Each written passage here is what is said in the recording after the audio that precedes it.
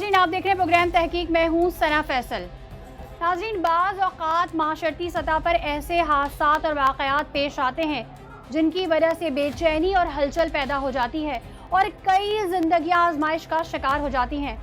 ये वो लम्हे होते हैं जब मामूल की ज़िंदगी अचानक रुक जाती है, खुशियों के रंग मांद पड़ जाते हैं और हर आँख सवाल करती है कि आखिर ये सब क्यों हुआ। ऐसे अलमिए महज हादसात नहीं होते, बल्कि ये माशरती कमज़ोरियों, निज़ाम की खामियों और इंसानी रवैयों की अक्कासी भी करते हैं। ये वो कहानियाँ हैं जिनमें आहें गूंजती हैं, आंसू बेआवाज़ बहते हैं और उम्मीदें रेजा रेजा हो जाती हैं। हर गली, हर चौराहे पर कोई ना कोई दुख की दास्तान सुनाई देती है। कहीं बाप अपने बेटे का इंतज़ार करता रह जाता है, कहीं माँ की आंखें खामोश दुआएं बह निकलती हैं और सुहागने बेवकी की सफ़ेद चादर तले अपनी उजड़ती खुशियों पर मातम कना होती हैं।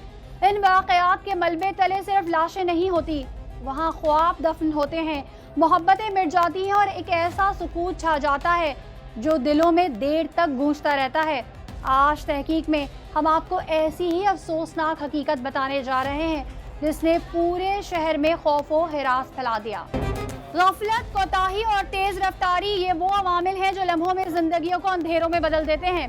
अक्सर यही बेहतियाती ऐसे अलमनाक वाक़यात को जन्म देती है जो ना सिर्फ घरों के चिराग बुझा देती है बल्कि माशरे के ज़मीर को भी झंझोड़ देती है। ऐसा ही अफसोसनाक वाक़या कराची में पेश आया, जहां राम स्वामी गजराबाद अस्पताल के करीब बेकाबू डंपर ने नौजवान शाहजेब की जिंदगी का चिराग गुल कर दिया। सिर्फ 4 माह कबल शादी के बंधन में बंधने वाला शाहजेब अपनी अहलिया के साथ नई जिंदगी के ख्वाब सजाए घर लौट रहा था कि खूनी डंपर की टक्कर ने सब कुछ छीन लिया। शाहजेब की बंद होती आंखों ने अपने आप को डंपर के पहियों तले कुचलते देखा और अपनी नई नवेली दुल्हन को जख्मी होते देखा, और दूसरी जानिब घर में बैठी माँ अपने बेटे और बहू का रास्ता देखती रह गई। और जब पता चला तो एक नहीं पता नहीं कितनी जिंदगियां जिंदा दरगोर हो गईं। लेकिन इस वाक़े के दूसरे रुख ने पूरे शहर में कोहराम उस वक्त मचाया जब शहरियों और डंपर एसोसिएशन के रहनुमा के दरमियान सूरत हाल कशीदगी की शक्ल इख्तियार कर गई। आइए तहकीक का पर्दा हटाते हैं और इस अफसोसनाक अलमिए के असल हकाइक जानते हैं। नाज़रीन, इस वक्त मैं गार्डन वेस्ट और ये बेसिकली हसन लश्करी विलेज कहलाता है, यहाँ पर मौजूद हूँ और उस बदकिस्मत घर के बाहर मौजूद हूँ जहाँ जवा साला बेटा घर से कुछ राशन लेने के लिए निकला था लेकिन अपने घर वापस नहीं आ सका। उनके घर वालों पर इस वक्त क़यामत बरपा है, घर में मातम की सी कैफियत है। घर वालों का क्या कहना है, आइए जानते हैं।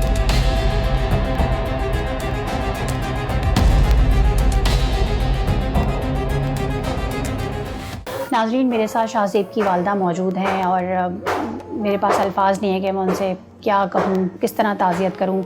बस मैं यही कह सकती हूँ कि इन्ना लिल्लाहि व इन्ना इलैहि राजिऊन। अल्लाह ताला आपको सब्र दे। शाहजेब का नंबर अपने बहन भाइयों में कौन सा था? तीसरा नंबर था। कितने बेटे कितने बेटे हैं आपके? 3 बेटी हैं 3 बेटे हैं। कैसा बच्चा था शाहजेब? माशाल्लाह मेरा बहुत अच्छा बेटा था। फरमा बरदार बच्चा था जी। कितने महीने पहले शादी की आपने? 3 महीने हुए शादी को। शादी पसंद की थी उनकी? तो बहुत खुश होगा अपनी शादी पे। माशाल्लाह इतना खुश था। क्या कह के पुकारा करते थे आपको वो? मम्मा, अम्मी। क्या फरमाइशें करते थे? बस जो माशाल्लाह जो लेना होता, खाना पीना, बस पैसे अपने बाहर से काम करते हैं, पैसे होता अपने ले आते हैं खाने के, जो हमें भी खिलाते हैं, खुद भी खाते हैं। सही है। काम क्या करते थे? सर्विस सेंटर में काम करते हैं। लेडीज टेलर थे? जी। मुझे ये बताएं, जो जिस दिन ये हादसा पेश आया उस दिन एग्जैक्टली हुआ क्या था?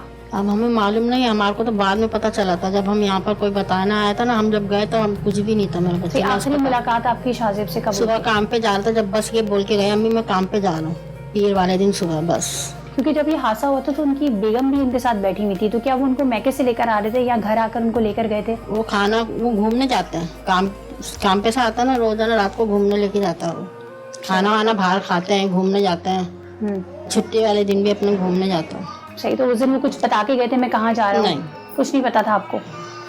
आपको किसने आके बताया? उनके अब्बू ने बताया था बस। वो साथ ही रहते थे आपके या अलग रहते थे? अलग, हमारे साथ रहती थी मेरी बहू, मेरा बेटा हमारे साथ ही रहता था। फिर आपको क्या पता चला? ये से बताना आया था उनके अब्बू जैसे इसका एक्सीडेंट हो गया। जब मेरे शोहर वहाँ गए तो ड्रामा सेंटर में, वहाँ पर इसमें कुछ भी नहीं था। ये खबर उनको आपको देना तो बहुत मुश्किल हुई होगी।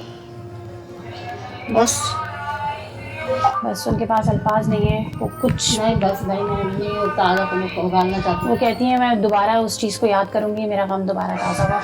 आज कोर्ट भी गए थे, वालिद साहब का क्या कहना है इस हवाले से, उनसे बात करते हैं। क्या हुआ था उस दिन?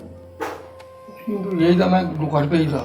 मेरे को उनके ससुर ने आगे बोला भाई लड़के का एक्सीडेंट हो गया। उनके ससुर को किसने बताया? वो अल्लाह जानता, किसी ने बताया किसी ने नहीं बताया। वो जगह यहाँ से कितनी दूर है इनका जहाँ एक्सीडेंट हुआ है? वो यहाँ से वो चूमा 1 मील दूर है। 1 मील दूर है, ठीक है। नाज़रीन वो जगह भी आपको दिखाएंगे, ठीक है। आपको पता चला, आप गए फिर वहाँ पर? मैं वहाँ नहीं गया, मैं सीधा ड्रामा गया। अच्छा, उन्होंने ये बताया कि उसका एक्सीडेंट हो गया, उसको हॉस्पिटल लेके गए? हॉस्पिटल लेके गए, वहाँ पहुँच गए हम लोग। वहाँ जाके देखते हैं, अस्पताल में जाते हैं तो वहाँ डेड बॉडी पड़ी हुई है। वो बोला डंपर वालों ने मारा। तो जो जिंदा सलामत बच्चा आपने भेजा और जब डेड बॉडी में देखा तो आपने सवाल नहीं किया? किससे सवाल करता? उस टाइम में हमारा खुद का होश उड़ गया। मेरा जवान बच्चा, मेरा बाजू चले गया हाथ से, क्या हिम्मत रहती। अच्छा, वहाँ बहुत ज़्यादा मैंने देखा तसादुम भी सुनने में आया, बहुत हुआ। वहाँ पर जो डंपर एसोसिएशन के सदर हैं वो आ गए, फिर वहाँ फायरिंग भी हुई, फिर वहाँ कुछ शरपसंदों ने आग भी लगाई। वो तमाम मामला क्या थे? वो अल्लाह जानता, ना अपन को पता उस बार के बारे में, नहीं समझे। तो हम तो अस्पताल में थे, रात 12 बजे से लेकर सुबह 5 बजे तक अस्पताल के अंदर की चक्कर में लगे हुए। और यहाँ क्या हुआ ये वो अल्लाह जानता, किसने क्या करा ये अपन को पता नहीं। सही है। आपकी बहू की हालत अब कैसी है? वो तो सही है, अल्लाह का शुक्र है। उनको कहाँ चोटें लगी हैं? हाथ पे लगी लगी से यहाँ। सही है। और शाहज़ेब को कहाँ कहाँ चोटें लगी थी? ये पूरा समझो हिस्सा पूरा टेर के नीचे है, पूरा पिचक हाथ से उठाया बस। अब लगाओ तो मानना जब सर पे चढ़ेगा तो बेहतर तो बाहर आएगा। क्या समझते हैं आप, कौन कसूरवार है? अब अल्लाह जानता, जब आंखों से देखा नहीं अभी मैं क्या बोलूँ। खाली इतना पता पड़ा डंपर वालों ने मारा। सही है। अब अल्लाह का भेद अल्लाह ही जानता है किसकी गलती थी किसकी गलती सही है। थी। आज आप कोर्ट भी गए थे, वहाँ क्या हुआ? वो हमारा केस नहीं था अभी। आपका नहीं था? सही। अभी 18 तारीख को केस। सही है। तो आपने FIR दर्ज करवाई है और आप क्या चाहते हैं, क्या होना चाहिए? हमको ये चाहते हैं भाई इंसाफ मिले। आपके नज़दीक इंसाफ क्या है? जो उसकी आपको पता जो हिसाब बनता है जो है, जो मतलब आप दियत चाहते हैं? दियत की जो होती है वो देख रहे, इंसाफ तो वही होता है। सही है। इनका कहना है कि दुनिया की कोई ताकत अब मेरे बेटे को वापस तो ला नहीं सकती, लेकिन दियत का मैं हक रखता हूँ, इसलिए मुझे दियत चाहिए। नाज़रीन मेरे साथ शाज़ेब की फूफी भी मौजूद हैं, वो क्या कह रही हैं इस हवाले से आइए जानते हैं। क्या कहेंगी आप इस अंधोनाक वाक़े के हवाले से? तो नागहानी का वाक़या है ना, क्या कर सकते। हमारा बच्चा अच्छा खेलता गया घर से और एकदम से हमें ऐसी खबर मिली, तो क्या कह सकते हैं, आप खुद बताएं। 3 महीने पहले जिसके सर पे सेहरा सजाया हो, जब वो कफन में लिपटा हुआ था, क्या आलम था उस वक्त पूरे घर का? पूरा बहुत गमगीन आलम था। जाहिर है क्या बीतेगी, जवान बच्चा घर से चला जाएगा तो उसके दिल पे क्या बीतेगी। मेरा भाई तो इतना कमज़ोर है ना जिससे कोई हद नहीं। हमारा सबसे लाडला भाई था, ये छोटा, सब बहन भाइयों में हमारा छोटा भाई है ये, और इसको तो कुछ किसी चीज़ का पता ही नहीं है, और एकदम से इसका जवान बाजू चले गया तो क्या बीतेगी हमारे दिल पे। बाकी जो 2 इनके बेटे हैं वो शाज़ेब से छोटे? जी छोटे हैं, ये भी छोटा था, 2 बहनों से छोटा है। इतनी उम्र भी नहीं थी इस बच्चे की, 20-22 साल का तो बच्चा था हमारा। सही। जब आपको एक्सीडेंट की इत्तला मिली किसने दी, आप कहाँ थी? मैं अपने घर थी, मुझे अपने घर पे इत्तला मिली थी कि ऐसे ऐसे तुम्हारे भतीजे का इंतकाल हो गया, यानी कि और ऐसे एक्सीडेंट हो गया। तो हम सीधे ड्रामा ही पहुँचे, हम उस जगह पे नहीं पहुँचे, हमने वो जगह देखी भी नहीं अभी तक। सही। वहाँ क्या मनाजिर थे जब पहुँचे? आपके दिल में एक उम्मीद तो होगी कि एक्सीडेंट हुआ है, बच जाएगा, कुछ चोटें लगी हुई होंगी? नहीं, इत्तला मेरे पास वही आई थी कि पूरे भेजे पे चढ़ गया। ये कहना तो बड़ा आसान लगता है, लेकिन जब वो मंजर या वो चीज़ें देखो तो वो एक दिल को पता होता है कि क्या दिल पे बीतती है। एक जवान बच्चा है, अच्छा खेलता घर से गया है, एकदम से ऐसी खबर आएगी तो क्या बीतेगी दिल पे। उसका भेजा हाथ से डाला गया, उसका पूरा भेजा निकल गया था बाहर। हमने वीडियो में ही देखा है सब कुछ, अपनी आंखों से कुछ ही देखा, मैं तो चेहरा भी नहीं दिखाया गया उसका।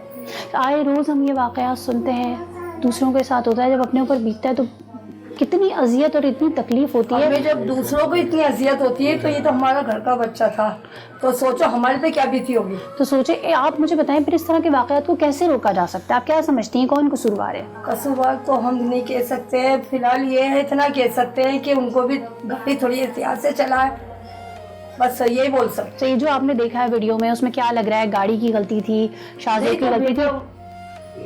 वो तो नीचे गिरा हुआ था, हमें क्या पता किसी गलती थी, हमने तो उसकी डेड बॉडी देखी नीचे पड़ी हुई। और जो उनकी आपकी बात हुई थी, उनकी जो वाइफ थी, उन्होंने क्या बताया कि कहाँ से आ रहे थे, कैसे जा रहे थे, क्या हुआ वो था? कह रही है हम पेट्रोल भरवा के आ रहे थे। घर आ रहे थे? जी घर आ रहे थे। फिर कह रही पता नहीं क्या हुआ। अच्छा, वो होश में थी, उनको पता चला कि उनके हस्बैंड इस दुनिया से जा चुके हैं? जी अभी उनकी हालत कैसी है? बिल्कुल नॉर्मल है, बस सिर्फ ये चूड़ियाँ हैं ना, ये चुभियाँ हैं। और उनकी जहनी हालत कैसी है? सही है, बिल्कुल नॉर्मल।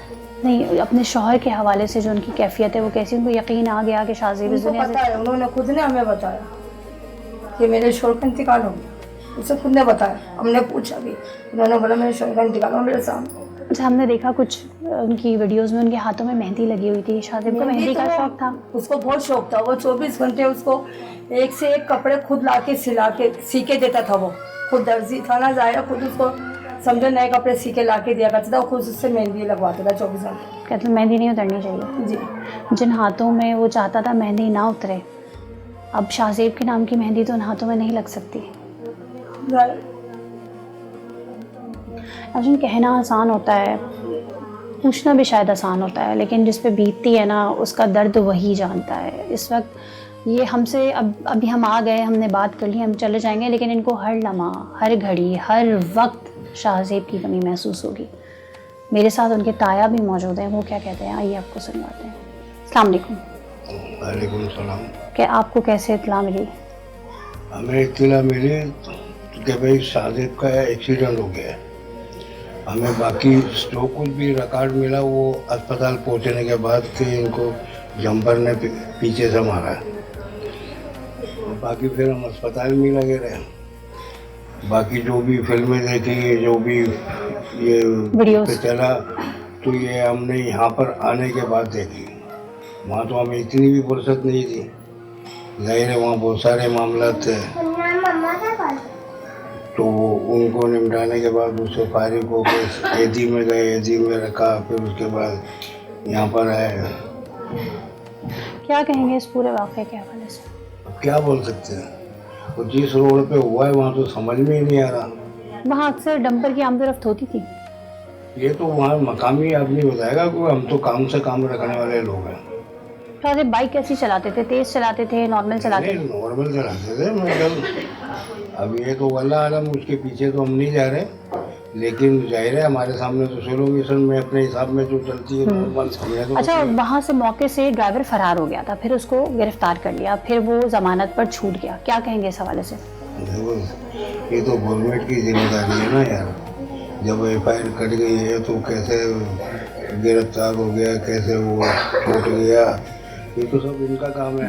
हम तो अपने काम से नहीं निकले अभी तक। चाहिए, आप क्या चाहते हैं कि उस शख्स को सज़ा दी जाए या आपको दियत दी जाए? हमने तो शरीयत के मुताबिक हमने DF का तकाजा है, क्योंकि जाहिर है बच्चा जो हमारा चला गया वो तो वापस नहीं आएगा, लेकिन जो शरीयत बोल रही है उसके मुताबिक DF जो बनता है वो मैं दे जाके उसका बाजू, वो गरीब आदमी है, वो भी कम से कम उसको एक आसरा हो जाएगा, कोई छोटा मोटा काम कर ले या कोई हिसाब किताब देख ले, जो भी है, मतलब है कि उसको एक कुछ अरसे के लिए एक सपोर्ट मिल जाएगी। चाहिए, तो आप क्या एक्सपेक्ट कर रहे हैं कि क्या होनी चाहिए जिस पे जाके इनको करार आ जाए, सुकून आ जाए कि भाई इतने पैसे या इतनी चीज़ या ये मिलना चाहिए? देखो मेरी बात सुनो, ये अगर इस्लाम में नहीं होती तो कोई ज़रूरी नहीं है। नहीं है इस्लाम में। हाँ, तो इस्लाम में है तो फिर हमें चाहिए, इस्लाम में है तो फिर हमें चाहिए, ये मतलब है सर। अगर नहीं होती तो हम कोई सौदेबाजी करने थोड़ी आ रहे हैं।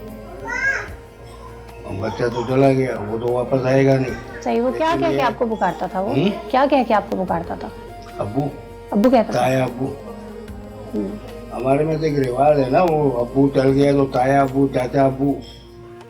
छोटे घरों में तो यही होता है। आपको सही, कैसा फर्माबरदार बच्चा था? शरारती था, संजीदा था, खुश मिजाज था, कैसा था? संजीदा था, लेकिन ये है कि फर्माबरदारी भी कह सकते हैं आप, बिल्कुल जो उसको बोलो वही करता था वो। लेकिन वो सीरियस है कि होता है ना, नॉर्मल अपने आप में रहना, वो यानी कि वो मजाहिया टाइप में या वैसा नहीं था, लेकिन सोबर बच्चा था। हाँ, सोबर था। अब उसको बोल के काम करना है, करेगा वो। उसने कभी ना नहीं की तो फर्मा बरदार हो गया। नाज़रीन, हम उस लोकेशन पे मौजूद हैं जहां आपसे कुछ दिन पहले एक अफसोसनाक हादसा हुआ और उस फैमिली से मैंने आपको मिलवाया। यही वो एग्जैक्ट लोकेशन है, यही वो रोड है जहां पर वो हादसा हुआ। अब आप देख सकते हैं कि एक सेकंड में हम जब यहाँ पर आए तो यहाँ पर रश भी लगना शुरू हो गया। यहाँ पे आप देखें, यहाँ पे ठेले वाले भी हैं, यहाँ पे गाड़ियाँ भी पार्क हैं, पठारे भी आगे आगे हैं और उसके अलावा ये चलता हुआ रोड है। लेकिन लोगों का कहना ये है कि ये रेजिडेंशियल एरिया है और यहाँ पर डंपर अलाउ नहीं है। डंपर की टाइमिंग के हवाले से बात करूँ कि जो हैवी व्हीकल्स को टाइमिंग जो अलाउ की गई है वो रात 11 बजे से सुबह 6 बजे तक की गई हैं और सुबह 6 से रात 11 तक रोड पर नहीं आ सकते। ये हादसा रात को लगभग 11 साढ़े 11 बजे के करीब हुआ। इस हवाले से यहाँ पर एक एसोसिएशन है। जब ये हादसा रोनुमा हुआ तो सबसे पहले जो शख्स यहाँ पर पहुँचा जिसने उनकी डेड बॉडी देखी और इवन डेड बॉडी देखी और जो क्योंकि सर बुरी तरीके से जो है वो जैसे कहते हैं ना पूरा भेजा बाहर आ चुका था, तमाम आज़ा उठा के डाले, उनकी फैमिली के साथ जो खड़े रहे कादिर, वो इस वक्त हमारे साथ मौजूद है। उनका इस हवाले से क्या कहना है आइए जान।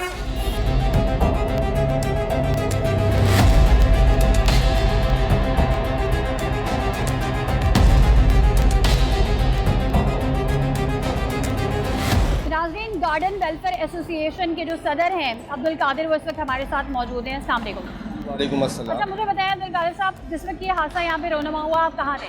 11 बजे का रात का टाइम था और जैसे ही मेरे को कॉल आई, जब मैं यहाँ पे पहुँच के जब हमने देखा तो शादेब बेचारा रोड के ऊपर जख्मों की ताप ना लाता भी दम तोड़ चुका था और उसी के साथ साथ डंपर भी यहाँ पे मौजूद था जिसको कुछ मुश्तिल मुजाहिरीन और मुश्तिल अवाम जो है तोड़ने की और जलाने की कोशिश कर रहे थे। खैर हमने फौरी तौर पर एम्बुलेंस को कॉल की। एम्बुलेंस जैसे ही आई हमने शादेब को एम्बुलेंस में डाला। उसके जिस्म के आधा रोड पर बिखरे हुए थे जिनको डंपर बिल्कुल कुचल चुका था। उसको हमने एक शॉपर में जमा किया, एम्बुलेंस के साथ हॉस्पिटल रवाना किया। उसके कुछ ही देर बाद पता चला कि यहाँ पे लियाकत मसूद साहब जो डंपर एसोसिएशन के सदर हैं अपने मुसल्ला गार्डों के साथ यहाँ पे आए और नियत आवाम के ऊपर सीधे स्ट्रेट फायर उन्होंने किए। तो ये कहाँ का इंसाफ है कि एक तो आप किसी के नौजवान को कुछ दो, उसके पीछे आगे अहले इलाका को उनके फैमिली को इस तरीके से ज़दोकोब करो, डराओ धमकाओ। जिसके फौरी बाद हमने पुलिस से रब्ता किया। इसमें मेरे साथ MP कामरान फारूकी साहब और दीगर लोग हम सब मिल के थाने गए। थाने जाके हमने एक FIR लॉन्च करवाई जो शादेब के वालिद शाहिद की मुदेद में, और एक FIR लॉन्च कराई मैंने अपनी मुदेद के अंदर जिसमें लियाकत मसूद, उनके गनमैन और उनके गार्डों को हमने नॉमिनेट किया और अल्हम्दुलिल्लाह आज जिंदगी हम केस को परसू कर दें। मगर आपके तवज्जुह से मैं आला हुकाम से ये बात बताना चाहूँगा कि बाद ये एक रेजिडेंशियल इलाका है।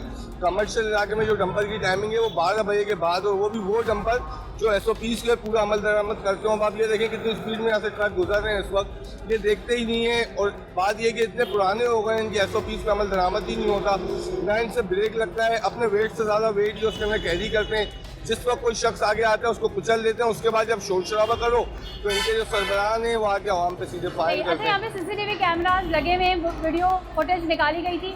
CCTV कैमरास वगैरह सब जगह पे लगे हुए हैं और जो कमांड एंड कंट्रोल रोल के कैमरे हैं वो भी यहाँ पे मौजूद हैं। उसकी CCTV फुटेजेस निकाल ली गई हैं। हुआ कुछ इस तरीके से कि पीछे कुछ दूरी के ऊपर पेट्रोल पंप पे शादेब अपनी वाइफ के साथ पेट्रोल डला के जैसे पंप से बाहर निकला और थोड़ा सा मेन रोड पे आया है तो पीछे से डंपर स्पीड में आया था जो इसने उसको कुचला है। कुचल ये वाइफ उसकी दूसरी तरफ गई है, शादेब डंपर के नीचे आ गई। यही उसकी वाइफ का बयान है जो 164 का जो केस के अंदर भी मौजूद है। सही। अच्छा, टाइमिंग तो ये बताई गई है ना कि रात 11 बजे के बाद रोड पर आ सकते हैं डंपर्स और हैवी व्हीकल्स और सुबह 6 बजे तक अलाउ होते हैं। तो क्या इन इलाकों में अलाउ है या इन इलाकों में अलाउ नहीं है? लेकिन बात ये ऐसा तो कोई भी इलाका नहीं है कि जिसके अंदर अलाउ हो या नहीं हो, ना ऐसी कोई SOP निकाली है। मगर बात ये सिंध गवर्नमेंट ने ये बात ज़रूर कही है कि वो डंपर जिनके अंदर सेफ गार्ड मौजूद हो, जिनका अपना इंश्योरेंस मौजूद हो, तो इंश्योरेंस उसी गाड़ी का होगा जो गाड़ी बिल्कुल इसके ऊपर उतरती होगी कि उसको रोड पे छोड़ा जाए, या वो ड्राइवर इस काबिल होगा जिसका लाइसेंस वैलिड होगा, या जो कोई नशे में नहीं होगा जिसकी मेडिकल रिपोर्ट क्लियर होगी, उसी गाड़ी का इंश्योर कंपनी करती है।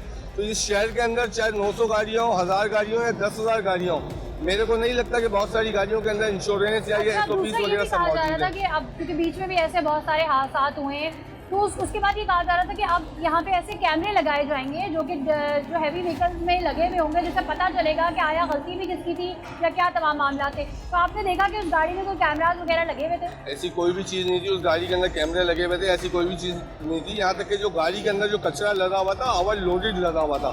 एक गाड़ी की कैपेसिटी कचरे की गाड़ी थी, सिंध सॉलिड वेस्ट की गाड़ी थी, वो कचरे से पूरी लदी हुई थी और पीछे कुछ दूरी के ऊपर ही यहाँ पे कुंडी है वहाँ से वो कचरा उठा के आ रहे थे। और बात ये कि डंपर जितने भी हैं उनके ऊपर एक SOP ये लागू होती है कि वो जो वेट है वो 35 से 40 टन कचरा उठा सकते हैं। जो उस वक्त मौजूद जो टीमें थी उन्होंने हमें बताया कि उस डंपर के ऊपर 75 से 80 टन कचरा लगा हुआ था। अच्छा, वाटर टैंकर्स और ये जो कचरा उठाने वाली गाड़ियाँ हैं इनको तो दिन के औकात में भी अलाउ किया गया है ना? लेकिन बात ये जो कचरा उठाने वाली गाड़ी है ना वो एक अलग है, ये डंपर है। वो कचरा उठाने वाली गाड़ियाँ वो हैं जो मिनी बस कह लें या मिनी ट्रक उनको कह लें, वो आते हैं कचरा मोहल्ले से जमा करते हैं, कुंडी पे फेंक देते हैं। ये वो गाड़ियाँ हैं जो कुंडी से कचरा उठा के और आगे इनको बड़ी जगहों पे डिजास्टर जहाँ पे करते हैं वहाँ लेके जाते हैं। और इन सारे मामले के अंदर मैं सिर्फ एक बात ये आपको वाजे करना चाहूँगा कि बात ये नुकसान कोई पहला नहीं है, या ये ऐसा नहीं है कि किसी उर्दू बोलने वाले का नुकसान है, ये हर उस बच्चे का नुकसान है जो इस शहर के अंदर रहता है, चाहे वो किसी भी कौमियत से ताल्लुक़ रखता हो, वो पठान हो, वो पंजाबी हो, वो उर्दू स्पीक हो, वो मेमन हो, वो महाजिर हो, वो बिहारी हो, बाद में कोई भी बताया हो। गया कि वो पकड़ा भी गया है जो ड्राइवर था, तो उसका लाइसेंस वगैरह चेक किया गया, तमाम चीज़ें चेक की गई। ड्राइवर को पकड़ा गया, बिल्कुल ड्राइवर को आवाम ने पकड़ के पुलिस के हवाले किया। ड्राइवर का लाइसेंस वगैरह सारी चीज़ें मौजूद थी। उसके ऊपर हमें एक शक व शुबहात ये थे कि हमें ऐसा लगा कि वो नशे में, उसके मेडिकल के लिए हमने उसी वक्त दरखास्त की, जो पुलिस ने उसको मेडिकल के लिए भेजा। और आपको पता है कि मेडिकल रिपोर्ट 14 से 15 दिन में आती है, तो वो जैसी आएगी तो आगे फर्दर प्रोसीडिंग उसके ऊपर की जाएगी। अच्छा, कहा यह जा रहा था कि जब डंपर एसोसिएशन के सदर यहाँ पे पहुंचे तो लोगों की जानिब से जो है ना उन पर कातिलाना हमला किया गया। मैम देखिए, मेरी एक बात सुने, आप अगर किसी के पास आ रहे हैं ना तो आपका एक बिहेवियर, आपका रवैया ऐसा होना चाहिए जिसके अंदर आज़ी हो। पहली बात है, आपको यहाँ आने की ज़रूरत ही नहीं थी। आपको ऐसा तो नहीं है कि पता नहीं होगा। आपको जब सारी चीज़ें नॉलेज में आ गई थी, आपको इतना ही दर्द था, आप इंसानियत के इतने ही हमदर्द थे, आप हॉस्पिटल आते उस फैमिली के पास जिनका बच्चा गया था, आप उनके घर आते, वहाँ आके उनसे बातचीत करते, ताज़ियत करते, कोई कसाब की, कोई दीद की बात करते। आपने ऐसा कुछ भी नहीं किया। आप यहाँ पे आए अपने गुंडों के साथ, शिरपसंद गार्डों के साथ, आते के साथ यहाँ पे आपने आवाम से बदतमीजी की है, इश्तियाल अंगेज तकारीर की और आवाम पे सीधे फायर आपने किए, तो आवाम क्या करेगी फिर? सही। अच्छा, वो कौन लोग थे जिन्होंने इस मौके का फायदा उठा के जो है ना वो सरपसंदी फैलाने की कोशिश की? लेकिन बात ये, इस पूरे एरिया के अंदर कैमराज मौजूद हो, जो भी वो शख्स जिसने भी ये डंपर जलाया या XYZ कोई भी चीज़ किया, ये एक बहुत गैर मुनासिब अमल है जिसके हम सख्त अल्फाज में मजम्मत करते हैं। एक मिसाल है, अगर कोई हादसा हो गया तो उसके लिए कानूनी आपके इदारे, दफातर, स्टेशन और तमाम चीज़ें मौजूद हैं। इंसान वहाँ जाए, वहाँ जाके अपनी अपील करो। अल्लाह का शुक्र है इंसाफ मिलता है, देर सवेर ज़रूर होती है। मैं ऐसा नहीं है कराची के अंदर कोई कानून ही नहीं है। अब आप इस मामले में क्या देख रहे हैं, क्या होने वाला है? इस मामले के अंदर तो अभी हम यही देख रहे हैं कि अभी मुस्तकिल तौर के ऊपर इस पर तारीखें लग रही हैं। आज भी डेट थी, आज भी हम गए थे और मुस्तकिल बुनियादों के ऊपर डेटें चल रही हैं। अल्लाह खैर करेंगे इंशाअल्लाह ताला। मुझे पूरी उम्मीद है अपने कानून से, अपने इदारों से, अपनी अदलिया से कि इंशाअल्लाह शाहज़ेब को इंसाफ ज़रूर मिलेगा। कराची के रिहायशी इलाके हर रोज एक नए खौफ का सामना कर रहे हैं, जहां बेकाबू डंपर, ट्रॉलर और वाटर टैंकर्स मासूम शहरियों की जानों के लिए खतरा बन गए हैं। हर हादसा सिर्फ इंसानी जानें नहीं छीनता, बल्कि वादों और इक़दामात की बेबसी को भी बेनकाब करता है। रिहायशी इलाकों में ये भारी गाड़ियां जब चाहे दौड़ती हैं, ट्रैफिक कवानीन की धज्जियां उड़ाती हैं और इंसानियत के उसूलों को पसे पुश डाल देती हैं। शहरी दुहाई देते हैं कि हैवी ट्रैफिक का दाखिला रिहायशी इलाके में ममनू करार दिया जाए, लेकिन हर बार सिर्फ वादे, दावे और इक़दामात की हवा में उड़ती तस्वीरें नजर आती हैं। ये सूरत हाल ना सिर्फ अवाम के सब्र का इम्तिहान है, बल्कि हुकूमती इदारों के किरदार पर भी सवालिया निशान है। कराची की रिहायशी अब ये मुतालबा कर रहे हैं कि कानून की बालादस्ती और इंसानी जान की हिफाजत को तरजीह दी जाए, वरना हर दिन एक नई कहानी में खून की लकीरें रक़्म होती रहेंगी।